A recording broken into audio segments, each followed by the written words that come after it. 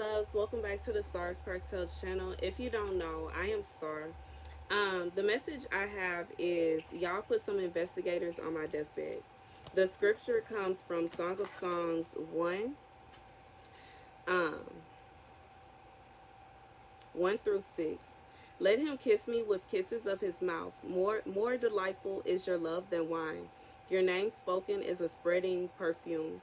That is why the maidens love you. Draw me. We will follow you eagerly. Bring me, O King, to your chambers. With you we rejoice and exult. We extol your love. It is beyond wine. How rightly you are loved. I am as dark but lovely, O daughters of Jerusalem, as the tents of Kedar, as the curtains of Salma. Do not stare at me because I am swarthy, because the sun has burned me. My brothers have been angry with me. They charge me with the care of the vineyards. My own vineyard I have not cared for. So this is a message to someone. This is about the ending of a relationship. And this is an ending of a relationship that was not meant to end in the way that it was.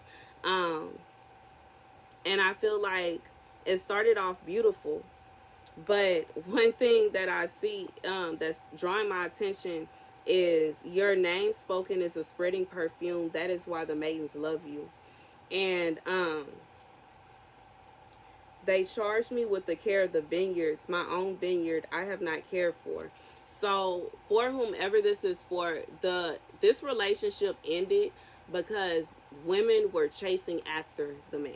Okay, women were literally throwing themselves at this man. They love him. They're obsessed with him, and the woman in this relationship has been asked to do other things. Like her focus was on other things of importance, regardless if it has to do with like a job, or maybe she had duties that she had to do, certain things that she had to take care of. Whatever it is, it kept her distracted to where she was not able to take care of her husband, to take care of her spouse, and he failed to go after the women that were going after him. You may have experienced people mistreating you. Do not stare at me because I am swarthy, because the sun has burned me. Okay, so I am as dark but lovely, O daughters of Jerusalem.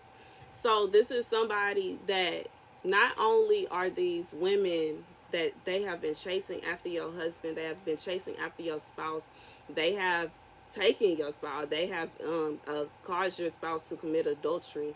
But on top of that, these same women, which usually goes hand in hand, are looking at you, making fun of you, and cracking jokes about you, and trying to make you out to be like she's ugly, or I don't like the way she dressed, I don't like the way she do this, oh look at that, let's laugh at this. This is a situation where women have literally banded together because they just hate you so much, and decided to not only make fun of you and make you out to be an enemy of theirs, but I'm sorry y'all, it's like a hair in my eye and I'm trying to find it. It's driving me crazy. Okay, anyways, but not only have they put forth the effort to come together to make fun of you, come together to bring you down, come together to kind of bully you, they have also come together and went after your husband, went after your spouse, just to take him away from you. Literally was just talking about this. But yeah, the message is y'all put some investigators on my deathbed. And it's not like a literal deathbed, but it's like the end of this relationship, the ending of this relationship. God is saying that he is going to send his angels out to get on the case, to see what really happened. It may be a situation where you are experiencing people trying to say that it was your fault, that you were too busy. They charged me with the care of the vineyards. My own vineyard I have not cared for. My brothers have been angry with me because of this. So there are people that are saying, well, it's your fault because you weren't taking care of him. It's your fault because you weren't doing this. It's your fault because you haven't been doing that. It's your fault. But in reality, God said he not hearing no hearsay. He not hearing that. He is not a man that he can be confused. He is not a man that he can be conned. He is not a man that he can be swindled. He is not a man that he can be lied to. He is not a man that he can be fooled into believing that you have done something wrong when you have not. God said he is sending his angels out on the case. He is sending his angels out on the case. He is going to see the truth. And the truth that comes from the hearts of everybody involved. Your heart, that man's heart, the women's heart, and anybody else that had anything to say about what's been going on in this relationship. God said he is putting the angels out on the case. They are investigating the ending of this relationship. What happened? Who caused it to happen? Who was the first person to think up, oh, we got to get him away from her? Who was the first person to think up, oh, I just can't stand her and I don't know why?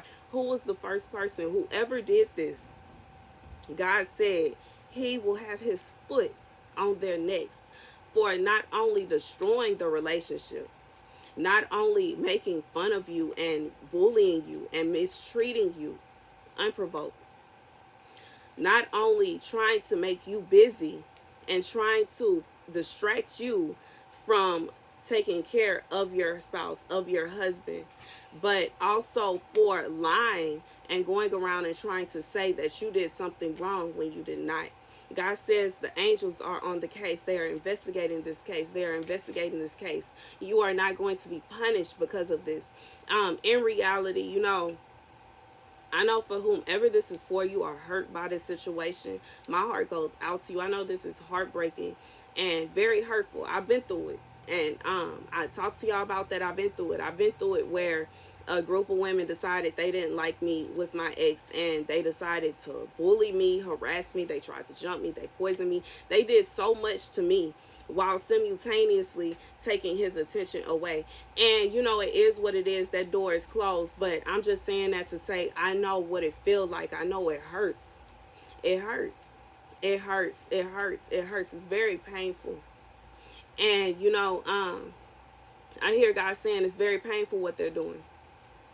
It's very painful to you, because in reality you're undeserving of this. You don't deserve to be treated this way. Even like from all points of view, whatever it is that you've been busy with, I feel like you have been busy with this thing for your husband, for your spouse, for your family. And it is very hurtful for the people that you've been working so hard for to turn on you and mistreat you and put forth effort to destroy your everything, because not to say everybody, but a lot of times when a woman gets married, her life begins to revolve around her husband, regardless if it is on purpose and she literally didn't have a life, or if it happens over time. But long story short, I feel like for somebody, your life revolves around this man. And for him to hurt you in the way that he hurts you, it is very heartbreaking. It is causing a lot of agony, sleepless nights. I hear a lot of pain. And God is saying he is on the case. He is on the case. He is on the case. He is on the case. He is on the case. That is so sad. But yeah, that's the message. And I'm looking at this. We will follow you eagerly. Bring me, O King, to your chambers. With you we rejoice and exult. We extol your love. It is beyond wine. How rightly you are loved. Like, this is a situation where this man was just cheating relentlessly. And I just truly feel like he may not have actually went out looking to cheat. Women came to him, but in reality, he cheated. Okay? Regardless to how that happened, he cheated. He cheated. He cheated. He cheated. He cheated. He cheated. In God's book, he is an adulterer, because he fell for it. Okay, I'm not hearing it. He fell for it. He fell for it. He fell for it. I'm not hearing no, she overpowered me. I'm not hearing no, like, I just feel like God is saying he not hearing that. He not hearing that. He don't want to hear none of that. He don't want to hear none of this man's excuses. And in reality, a lot of people, like, they try to act like, oh, it was nothing. I did what I did. It is what it is. And you can feel that way all you want to while you walking up on this earth. But once you reach heaven and you are standing before God, and he pulls out the scroll that contains the things that you have done in your life, This man is going to have to answer for that. He's going to have to answer for that. And God is not, once again, he's not going to listen to gossip. He don't want to hear no gossip. He don't want to hear no hearsay. He don't want to hear no made up explanations. He don't want to hear no lies. He's not going to be fooled by anybody's smile, anybody's winks. He don't care about none of that. He knows the truth. What's in this man's heart, what's in these women's heart, what's everybody that's involved in this situation. God says he is on the case. And that's the message. Thank you guys for watching. Be sure to like, share, and subscribe.